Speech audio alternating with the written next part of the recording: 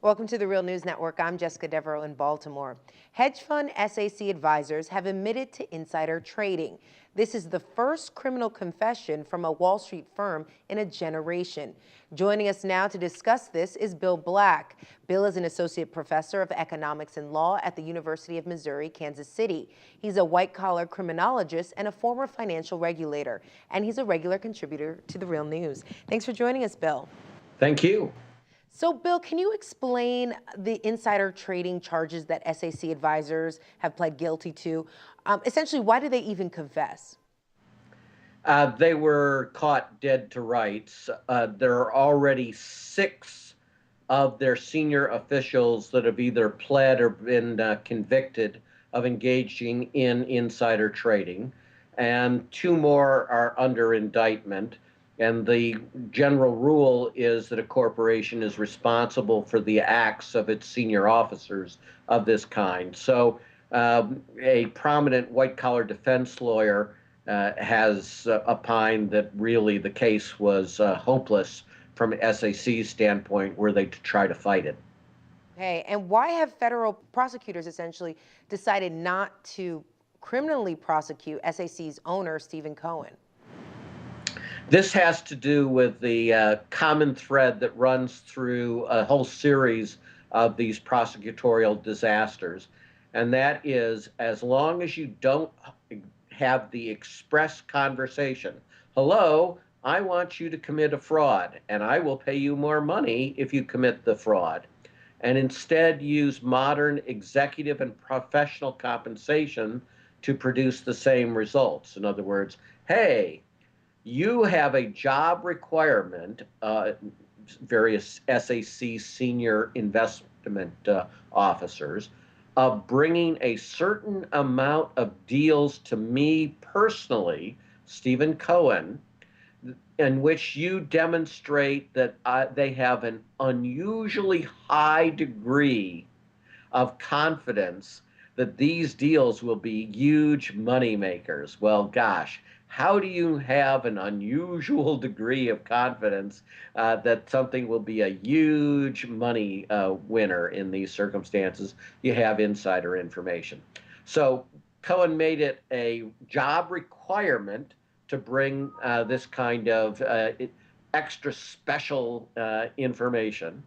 And then you got paid a lot of money if you delivered, and they got rid of you if you didn't deliver. So compensation was everything.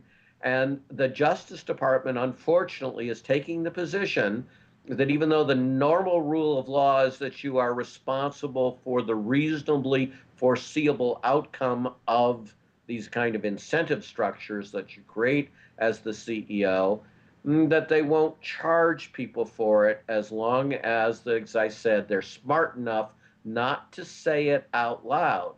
And Cohen actually tried to make sure that the traders didn't put it in writing and such what was going on, although they slipped up periodically, which of course helped to get them convicted. So, Bill, let's go back and talk about the SAC's criminal confession.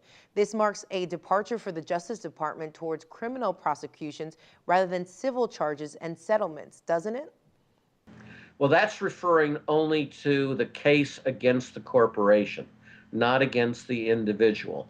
And so what's happened is the Justice Department, unfortunately, learned completely the wrong lesson in the Enron context when it brought a criminal case against Arthur Andersen. Now, mind you, Arthur Andersen, one of the then big 5 accounting firms, already had a deferred prosecution agreement, and the Justice Department offered them yet another deferred prosecution agreement, which means they wouldn't prosecute them.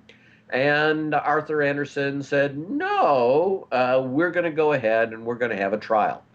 And they lost that trial, although on somewhat technical grounds, it was overturned by the Supreme Court on appeal, and there could have been a retrial, but at that point there was no Arthur Andersen, so the Justice Department said no sense having a case against an entity that no longer exists and will never exist again. But the Justice Department got criticized left, right, and center from the business types and the defense bar about how dare you bring a case against Arthur Andersen, even though Arthur Andersen had aided and abetted scores of the largest securities fraud cases in America and had been proven to be a disaster. So many of us believe that Arthur Andersen committed suicide as opposed to being destroyed by the Justice Department, but that's not the position that the Justice Department took. They took the position that they should never again indict a major financial firm.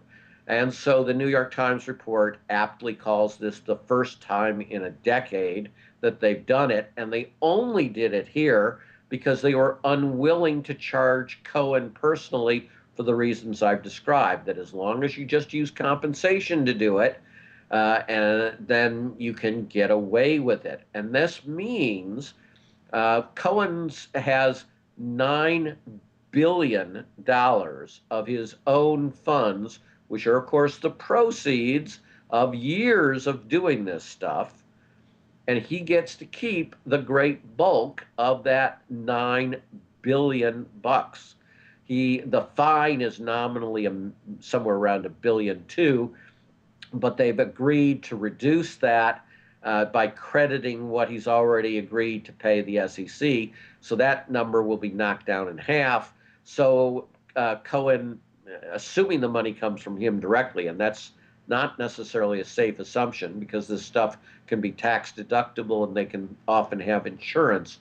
But at most, instead of being a $9+ billion billionaire, maybe he would be an 8.5 billionaire that goes around buying paintings for $145 million and has multiple mansions in the 30 to, in some cases, $100 million range and such. In other words, they're going to leave him incredibly wealthy and bring no criminal case against him. And the Justice Department is actually injuring its arm, patting itself on the back for how brilliant and tough and aggressive they were.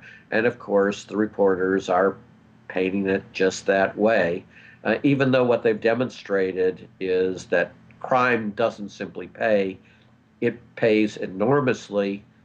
Justice Department is not prosecuting and is doing nothing to change the executive and professional compensation that allowed not just this massive fraud, but the 3 epidemics of fraud that drove the financial crisis, all of which were done through very similar means involving executive and professional compensation for the executives, for the appraisers, for the loan brokers, for the loan officers, for the credit rating agencies, for the outside auditing firms, and for the law firms. And we could see how effective it was. Each of them individually would have been the largest epidemic, most damaging financial epidemic of fraud in world history.